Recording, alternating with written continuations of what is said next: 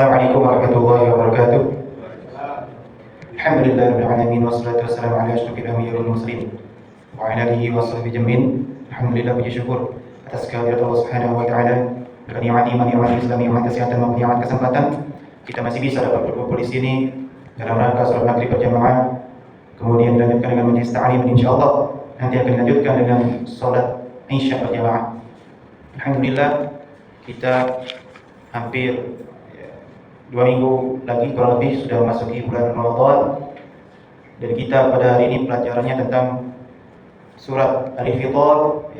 Surat Al-Fitr ini adalah surat di mana menceritakan tentang hari kiamat, dan semoga dengan kita itu mengingat hari kiamat, kita itu bisa menjadi lebih takut lagi kepada Allah Subhanahu wa taala, menjadi lebih serius lagi dalam beribadah kepada Allah Subhanahu wa taala, kemudian menjadi mempersiapkan Ramadan dengan sebaik-baiknya.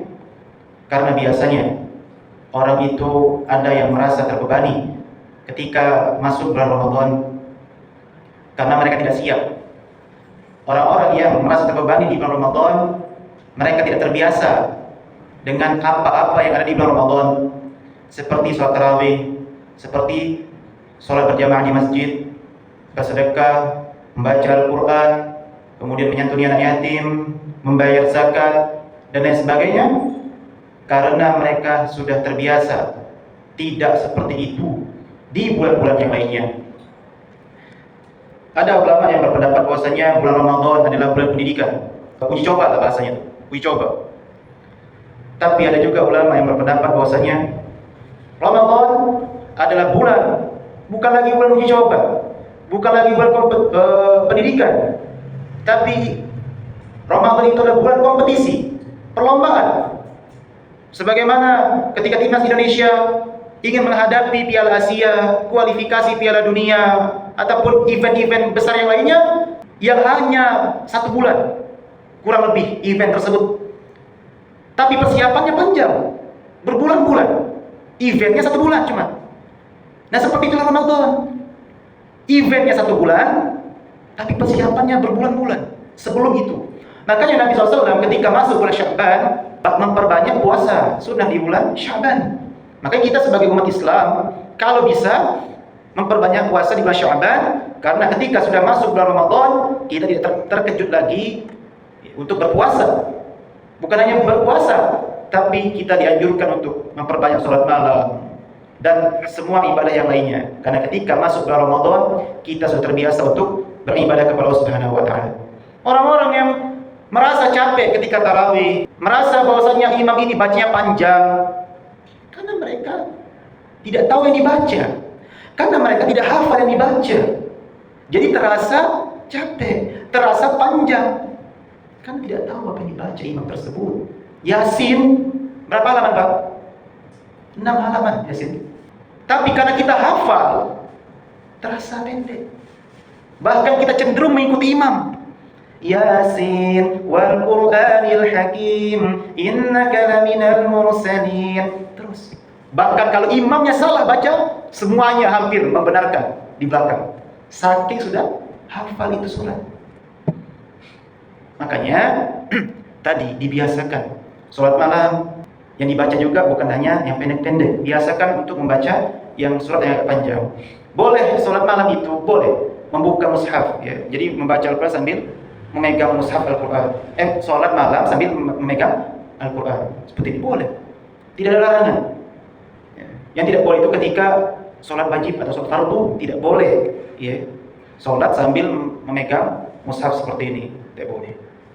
Imam pun boleh. Kalau sholat tarawih membaca mushaf, tidak masalah. Karena itu sholat sunnah. Sholat sunnah. Nah, kita kembali lagi kepada pembahasan, itu hanya sebagai pembukaan saja, karena sebentar lagi Ramadan. Ya, sebentar lagi Ramadan. Kita masuk kepada ayat yang pertama dalam surah Al-Fitr. Apa kata Allah Subhanahu wa taala? Bismillahirrahmanirrahim. Idzas samaa'u fatarat. Kata Allah, ketika langit itu terbelah. yakni insyaqqat. Syaqqat artinya terbelah juga. Makanya di surat yang setelahnya nanti ada surat yang bernama Al-Insyiqaq yang artinya terbelah juga. Idza samaa'u syaqqat, dan ketika langit itu terbelah. Apa perbedaan antara al-infitar dengan al-insyiqaq? Kalau al-infitar itu langit terbelah tapi hanya kecil terbelahnya. Tapi kalau al-insyiqaq itu langitnya sudah terbelah besar. Sudah robek hanya besar. Nah, itu perbedaannya. Ya. Allah Subhanahu wa taala itu menceritakan yang pertama kali di ayat ini ketika langit itu terbelah. Kecil sudah. Kemudian Allah Subhanahu wa taala melanjutkan lagi di ayat yang kedua, wa idzal kawakibu tatharat, dan ketika bintang-bintang itu berjatuhan, yakni an-nujumus saghiruha wa kabiruha tantathiru wa tatafarraqu wa tatasaqatu. Bintang-bintang yang kecil ataupun yang besar, ya, mereka itu berjatuhan, berserakan, ya, berpencar-pencar menuju bumi. Bayangkan saja meteor satu saja itu bisa menggempakan bumi. Apalagi nanti di hari kiamat para bintang-bintang, komet termasuk bintang, meteor dan lain sebagainya masuk ke bumi. Yang bumi itu kecil, lebih kecil. Planet terbesar di tata surya adalah Jupiter, dan bumi itu yang terkecil. Nomor berapa bumi yang terkecil? Nomor 3, Pak. Merkurius yang pertama, Venus yang kedua, bumi yang ketiga yang terkecil. Masuklah di situ batu kecil, ya, kemudian bisa menggempakan bumi. Bagaimana nanti di hari kiamat yang banyak sekali batu berjatuhan? Bayangkan saja dulu. Kemudian di ayat yang selanjutnya, wa idzal biharu fujjirat, dan ketika lautan itu meluap, fujjira ba'daha 'ala ba'din wa muli'atil ardh. Jadi laut meluap memenuhi bumi, semuanya akan tenggelam oleh lautan. Kemudian ketika lautan sudah menenggelamkan kita, kemudian nanti laut itu akan meluap ke atas, panas dan kering, sehingga bumi ini terbakar. Sudah mati kalau posisi itu, Pak? Mati kalau manusia sudah. Itu bayang dulu deh. Pertama langit terbelah, bintang-bintang berjatuhan, kemudian lautan itu meluap. Di surat yang sebelumnya kita bahas apa? Tentang surat Takwir. Idza syamsu kuwirat, ketika matahari digulung. Wah. Matahari digulung, tidak bisa dibayangkan lagi betapa dahsyatnya hari kiamat. Kemudian ayat yang selanjutnya Allah mengatakan, wa idzal quburu bu'thirat, dan ketika semua yang ada di kuburan atau di alam kubur itu dibangkitkan semuanya dibangkitkan. Makhluk-makhluk dibangkitkan. Sebagaimana yang sudah kita pelajari di surat At-Takwir, termasuk hewan itu dibangkitkan. Hewan yang tidak bertanduk di dunia itu akan membalaskan dendamnya di akhir nanti. Dia punya tanduk, jadi dibalaskan dendamnya. Bagaimana manusia nanti? Makanya kalau kita punya dosa sama manusia, cepat-cepat minta maaf. Hewan saja mereka akan saling membalas dendam. Manusia pun seperti itu nanti. Semua pahala kita akan diambil kepada orang yang terzolimi oleh kita. Kita banyak beribadah, tapi pahalanya untuk orang lain. Maka pantaslah Nabi mengatakan, orang tersebut bangkrut di akhirat. Semuanya diambil apa yang kita miliki. Kemudian Allah Subhanahu wa taala melanjutkan lagi. Kenapa manusia itu dibangkitkan atau semua makhluk itu dibangkitkan dari kuburannya atau dari alam kubur? Alimat nafsum ma qaddamat wa akhirat. Agar manusia itu mengetahui apa yang telah mereka perbuat dahulu dan apa yang telah mereka lalaikan dahulu. Jadi bukan hanya manusia itu akan menyesali dosanya di akhir nanti, tapi manusia itu akan menyesali kenapa dia dahulu sedikit sekali melakukan perbuatan baik, sedikit sekali kita melakukan ketaatan, kita akan menyesali itu nanti di akhirat. Kita akan menyesal.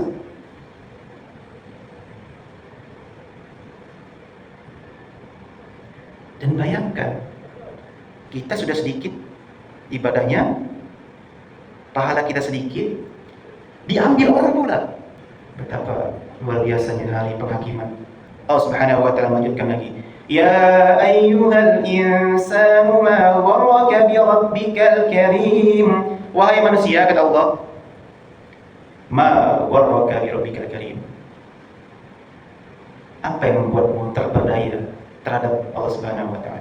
Kenapa kamu itu bisa lalai? Makanya kata Syekh Shalih Al-Utsaimin rahimahullah taala, maksudnya apa? Manusia di sini lalai atas kedermawanan Allah, atas kasih sayang Allah. Lalai. Kok bisa Ustaz? Kenapa manusia itu lalai terhadap Allah, terhadap kasih sayang Allah? Karena manusia itu merasa bahwa diri dia aman. Dia tahu Allah Maha Pengampun. Karena dia tahu Allah Maha Pengampun, sehingga dia lalai. Dengan mudah dia berbuat dosa. Dia tahu Allah Maha Pengasih, sehingga dia itu sekedarnya beribadah, basing-basing, sembarangan dalam beribadah. Karena dia tahu Allah Maha Pengampun, Maha Penyayang, Maha Pengasih, sehingga dia lalai. Sama kayak kita merasa jadi orang penting di kantor kita. Wih, kau ni ngapa kau datang telat terus? Sudahlah, aku tuh lah jadi orang penting di sini. Bos aku tuh butuh aku. Itu. Jadi dia merasa menjadi orang penting di kantornya, sehingga dia itu dengan bebas melakukan perbuatan dosa. Ya Allah, itu Allah juga. Aku dia penting di sini. Seperti itu.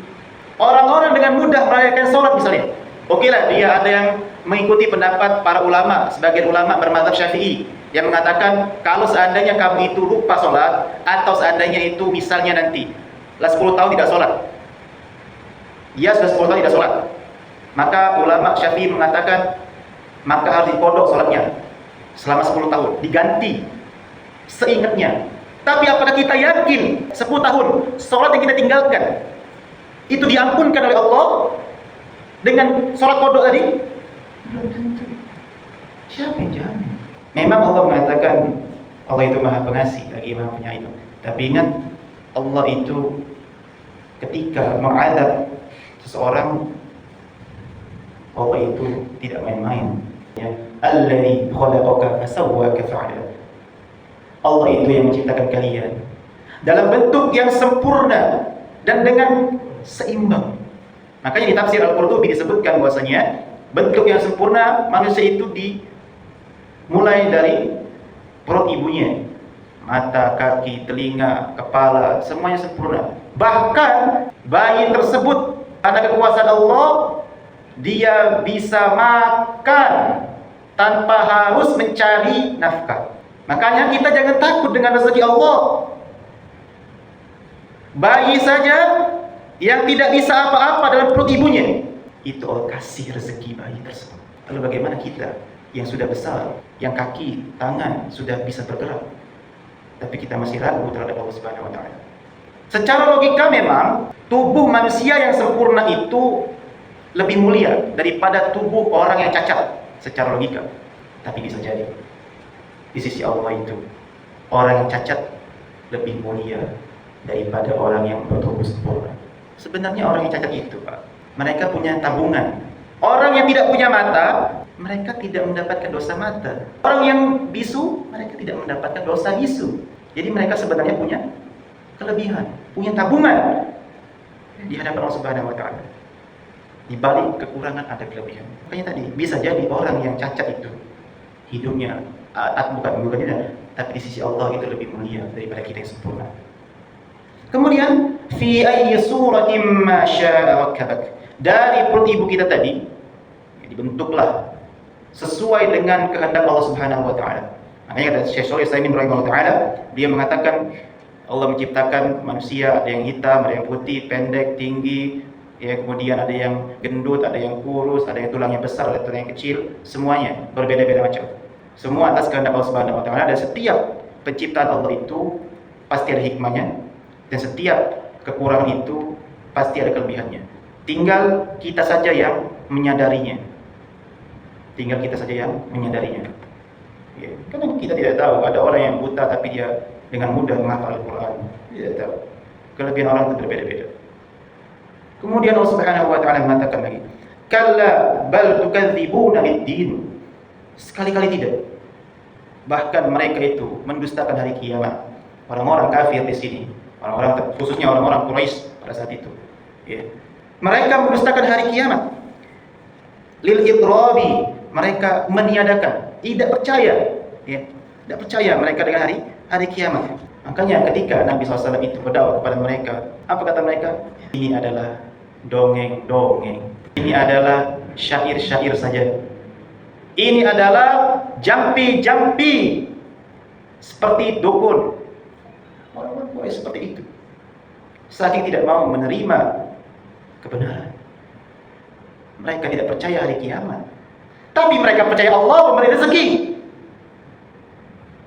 Tapi mereka tidak percaya hari kiamat. Ada juga yang tidak percaya azab kubur. Mereka menganggap bahwasanya azab kubur itu tidak ada. Jadi ketika kita sudah mati, selesai sudah. Tidak ada urusan lagi. Tidak seperti itu. Dan sampai sekarang ada orang yang masih percaya seperti itu. Apa hukumnya kita tidak percaya hari kiamat? Kafir. Tidak percaya azab kubur? Kafir. Kafir sudah. Semua ulama sepakat. Tidak percaya azab kubur saja dia kafir. Kemudian Allah Subhanahu wa taala melanjutkan lagi. Dan Allah mengingatkan, ya, kamu itu katanya sudah tidak percaya hari kiamat atau mendustakan hari kiamat. Ingat, inna 'alaikum lahafizin. Ingat ya, sesungguhnya pada diri kalian itu ada penjaga-penjaga, ada malaikat yang menjaga kalian. Kiraman katibin. Malaikat-malaikat ini mulia sebagai pencatat. Kita manusia bentuknya paling sempurna di antara makhluk-makhluk yang lain. Tapi yang paling mulia itu adalah malaikat. Kan kita sudah belajar bahwasannya malaikat itu tidak pernah capek dalam bertasbih atau beribadah kepada Allah. Tidak pernah capek. Tidak pernah sombong, tidak pernah ngeluh. Malaikat itu adalah makhluk yang lebih mulia dari kita. Tapi secara bentuk tubuh kita yang paling mulia, paling sempurna. Tapi kalau secara ibadah, malaikatlah yang paling mulia. Tapi kalau seandainya kita bertakwa kepada Allah Subhanahu wa taala, kitalah yang paling mulia daripada malaikat. Ingat ya, tubuh kita paling sempurna, tapi kita bukan yang paling mulia. Kecuali kita bertakwa kepada Allah Subhanahu wa taala. Allah mengingatkan kita tadi ya, ada malaikat yang menjaga kita. Yang mulia. Ya'lamuna ma taf'alun. Mereka itu mengetahui apa yang kalian kerjakan. Jadi semuanya dicatat. Semuanya dicatat oleh mereka. Makanya di dalam surat Qaf ayat yang ke-18, ma yalfizu min qaulin illa ladaihi raqibun 'atid. Padahal sesungguhnya kamu itu ada yang mengawasi, ada yang mencatat. Raqib itu mengawasi, atid adalah mencatat. Jadi sudah ada pencatatnya masing-masing dan ada yang mengawasinya masing-masing. Ya, semua manusia, semua jin juga ada. Ya, karena jin juga dia ikut berdosa atau mendapatkan pahala juga. Semuanya dicatat.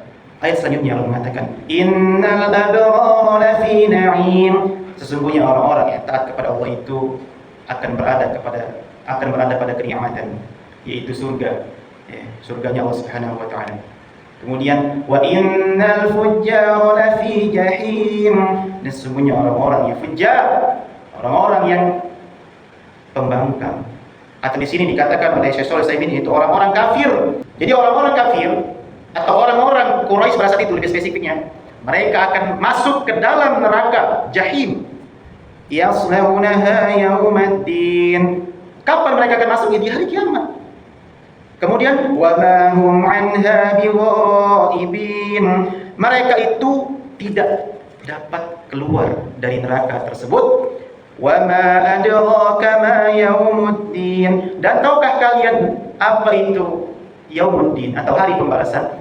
Nah, ketika ada ayat yang berbunyi wa ma adraka atau tahukah kamu, sebenarnya secara hati nurani manusia itu tahu sudah.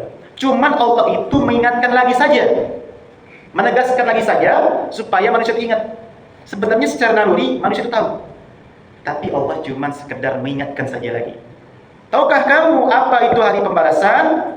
Tsumma ma adraka ma yaumuddin. Kemudian tahukah kamu, ditekankan lagi. Ya, penekanan saja ini. Tahunnya enggak kau. Itu bahasa Palembangnya. Apa itu? Hari pembalasan itu yauma la tamliku nafsul li nafsin syai'a, yaitu hari di mana orang tidak bisa menolong orang lain. Tidak bisa menolong orang lain. Wal amru yawma idzin lillah, dan urusan pada hari itu semuanya itu milik Allah Subhanahu wa taala. Orang lain tidak bisa menolong orang lain kecuali atas izin Allah Subhanahu wa taala. Nabi itu ketika ingin memberi syafaat, izin sama Allah Subhanahu wa taala baru bisa memberi syafaat. Lalu bagaimana zaman sekarang? Ada orang yang mengatakan syafaat dariku. Siapa yang membaca ini wirid, maka akan diberikan syafaat oleh si fulan. Si fulan. Nabi saja minta izin kepada Allah. Zaman sekarang sudah seperti itu. Ya. Baca amalan ini, ya, berapa kali? Aku ijazahkan kepada kamu. Nanti insya Allah akan diberikan syafaat di hari kiamat. Ustaz, haram. Assalamualaikum warahmatullahi wabarakatuh.